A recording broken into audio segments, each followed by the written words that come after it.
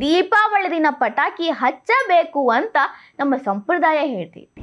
ಮನರಂಜನೆನೋ ದುಡ್ಡು ವ್ಯರ್ಥ ಮಾಡೋಕೋ ಪಟಾಕಿ ಹಚ್ಚಂಗಿಲ್ಲ, ಅದ್ರ ಹಿಂದ ಒಂದು ಅರ್ಥ ಐತಿ. ಪಿತೃಪಕ್ಷ ಆದ್ಮೇಲೆ ಬರೋ ದೀಪಾವಳಿಗೂ ಪಿತೃಪಕ್ಷಕ್ಕೂ ಬಹಳ ನಂಟೈತಿ. ಚೀನಾದಾಗೂ ನಮ್ಮ ಭಾರತದ ರೀತಿನ ಹಬ್ಬಗಳ ರೊಟೀನ್ ಐತಿ. ದೀಪಾವಳಿ ಸಂದರ್ಭದಾಗನ ಜೈನರು ಸಿಖ್ಖರು ಎಲ್ಲರೂ ಒಂದು ಹಬ್ಬ ಆಚರಣೆ ಮಾಡ್ತಾರೆ. ದೀಪಾವಳಿ ಮಹತ್ವ ತಿಳ್ಕೊಂಡ್ವಿ ಅಂದ್ರ ಕೊಂಕು ತೆಗೆಯೋರ್ಗೆ ಉತ್ತರ ಕೊಡ್ಬೋದು ನೋಡ್ರಿ. ದೀಪಗಳ ಹಬ್ಬ ದೀಪಾವಳಿ. ದೀಪ ಹಚ್ಚೋದೇನು, ಮನೆ ಮುಂದೆ ರಂಗೋಲಿ ಹಾಕೋದೇನು, ಸುರ್ಸುರು ಬತ್ತಿ ಹಚ್ಚೋದೇನು, ಪಟಾಕ್ಸಿ ಹಚ್ಚೋದೇನು. ನಮ್ಮ ಕಡೆ ಅಂತೂ ಸಗಣಿಯಿಂದ ಪಾಂಡವರನ್ನ ಮಾಡಿ ಅದರ ಮುಂದೆ ದೀಪ ಹಚ್ಚಿ 5-6 ದಿನ ಇಟ್ಟು ಆಮೇಲೆ ಮನೆ ಮೇಲೆ ಪಾಂಡವ್ರನ್ನ ಇಟ್ಟು ಎಷ್ಟು ಚಂದ ಆಚರಣೆ ಮಾಡ್ತೀವಿ. ಎಲ್ಲ ಕಡೆ ಹಬ್ಬ ಒಂದ, ಆದರೆ ಆಚರಣೆ ಮಾಡೋ ವಿಧಾನ ಬೇರೆ ಬೇರೆ. ಎಲ್ಲ ಕಡೆನೂ ಒಂದೇ ರೀತಿ ಹಬ್ಬ ಆಚರಣೆ ಮಾಡೋಕ್ಕಾಗಂಗಿಲ್ಲ. ಅವ್ರವ್ರ ಸಂಪ್ರದಾಯಕ್ಕೆ ತಕ್ಕಂಗೆ ಆಚರಣೆ ಮಾಡ್ಕೊಂಡು ಬಂದಿದ್ದ ರೀತಿ ನೀತಿ ಹಂಗೆ ಆಚರಣೆ ಮಾಡ್ತಾರೆ.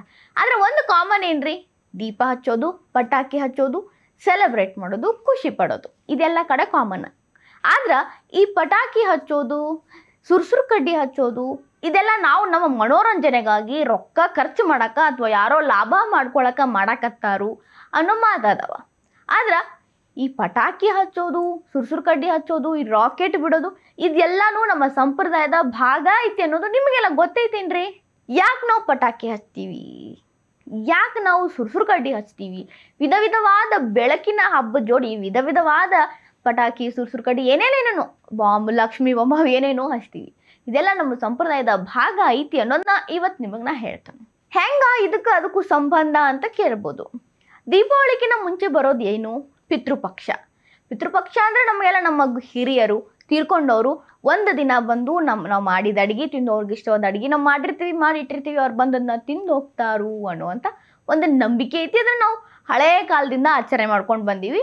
ಎಲ್ಲರೂ ತಪ್ಪದೆ ಆಚರಣೆನೂ ಮಾಡ್ತೀವಿ. ಅದಾದ್ಮೇಲೆ ದೀಪಾವಳಿ ಆದ್ಮೇಲೆ ಕಾರ್ತಿಕ ಮಾಸ ಹಿಂಗೆ ನೋಡ್ಕೊಂಡು ಹೋಗ್ತಾವೆ. ಇದೆಲ್ಲ ರೊಟೀನ್ ಐತಿ. ಒಂದಾದ್ಮೇಲೆ ಒಂದು ಹಿಂಗೆ ವರ್ಷ ಪೂರ್ತಿ ನಡೀತಿರ್ತಾವ. ಇದು ಬರೀ ಭಾರತದಾಗಷ್ಟೇ ಅಲ್ಲ, ಚೀನಾದಾಗೂ ನೋಡ್ಕೊಂಡು ಬರ್ತೈತಿ. ಈಗ ಪಿತೃಪಕ್ಷಕ್ಕೆ ಹಿರಿಯರು ಬಂದಿರ್ತಾರೆ. ನಾವು ದೀಪಾವಳಿ ಸಂದರ್ಭದಾಗ ಅವ್ರನ್ನ ವಾಪಸ್ ಕಳಿಸ್ಬೇಕು. ವಾಪಸ್ ಅವ್ರನ್ನ ಕಳ್ಸಕ್ಕಂತನ ಈ ಪಟಾಕಿ, ಸುರ್ಸುರು ಕಡ್ಡಿ, ರಾಕೆಟು ಬಿಡಬೇಕು. ಈ ಒಂದೊಂದ್ರ ಹಿಂದೂ ಒಂದೊಂದು ಅರ್ಥ ಐತಿ.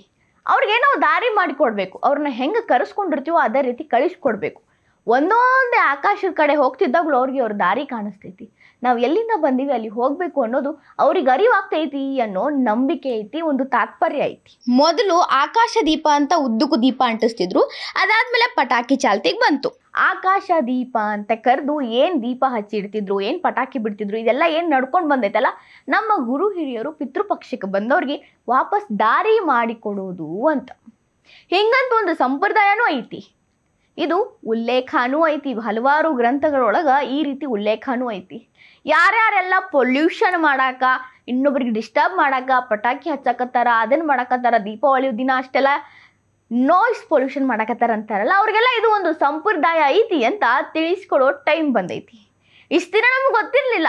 ಅವ್ರು ಏನೋ ಅಂತಾರ ಬಿಡು, ನಮ್ಮ ಆಚರಣೆ ನಮ್ಮ ಖುಷಿಗೋಸ್ಕರ ನಾವು ಮಾಡೋನು ಅನ್ಕೊಂತಿದ್ವಿ. ಆದ್ರೆ ನಮ್ಮ ಪದ್ಧತಿ ಒಳಗನ, ನಮ್ಮ ಸಂಪ್ರದಾಯದೊಳಗನ ಇದು ಐತಿ ಅಂದ್ರೆ ನಾವು ಯಾಕೆ ಸುಮ್ಮಿರ್ಬೇಕು? ಅವ್ರು ಏನೇ ಅಂದ್ರೂ ಅವ್ರಿಗೆ ನಾವು ಹಿಂಗ ಅಂತ ಹೇಳೋ ಟೈಮ್ ಬಂದೈತಿ. ಸುಪ್ರೀಂ ಕೋರ್ಟ್ ಹೇಳ್ತು, ಪಟಾಕಿ ಹಚ್ಚೋದು ಈ ರೀತಿ ಎಲ್ಲ ಮಾಡೋದು ದೀಪಾವಳಿಯ ಸಂಪ್ರದಾಯ ಅಲ್ಲ, ಬರೀ ಇದೊಂದು ಆಚರಣೆ ರೀತಿ ನಡ್ಕೊಂಡು ಬಂದೈತಿ ಅಂತ. ಬಟ್ ಸಾಯಿ ದೀಪಕ್ ವಕೀಲರು ಮತ್ತು ವಾಗ್ಮಿ ಅವ್ರು ಹೇಳ್ತಾರ ಇದು ಒಂದು ಸಂಪ್ರದಾಯ ಐತಿ, ಬರೀ ಆಚರಣೆ ಅಲ್ಲ ಅಂತ.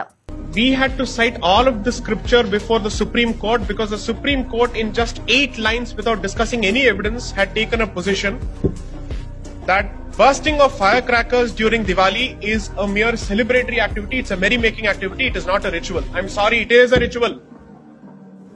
You can regulate it. You can limit it. ನಾವು ಸುರ್ಸುರು ಕಡ್ಡಿ ಹೆಂಗೆ ಬೆಳಗ್ತೀವ್ರಿ? ಹಿಂಗೆ ಬೆಳಗ್ತೀವಿ. ಹಿಂಗೆ ಬೆಳಗೋದು ಸಂಸ್ಕೃತದಾಗೂ ಉಲ್ಲೇಖ ಐತಿ.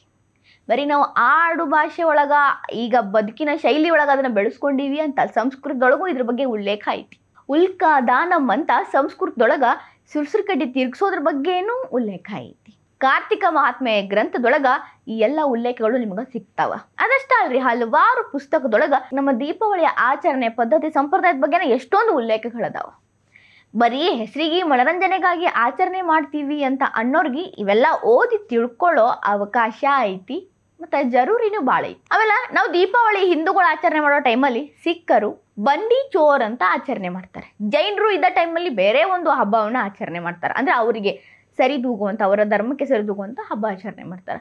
ಬೇರೆಯವರೆಲ್ಲ ಇದೇ ರೀತಿ ಹಬ್ಬಗಳನ್ನ ಇದೇ ಟೈಮಲ್ಲಿ ಮಾಡ್ತಾರೆ, ಇದೇ ಸಂದರ್ಭದಲ್ಲಿ ಖುಷಿ ಪಡ್ತಾರೆ. ಇದೆಲ್ಲ ಕೋಇನ್ಸಿಡೆಂಟ್ ಅಂತ ಅನಿಸ್ತೈತೇನ್ರಿ? ಆ್ಯಕ್ಚುಲಿ ಇದು ಕಾಕತಾಳೀಯ ಅಲ್ಲ.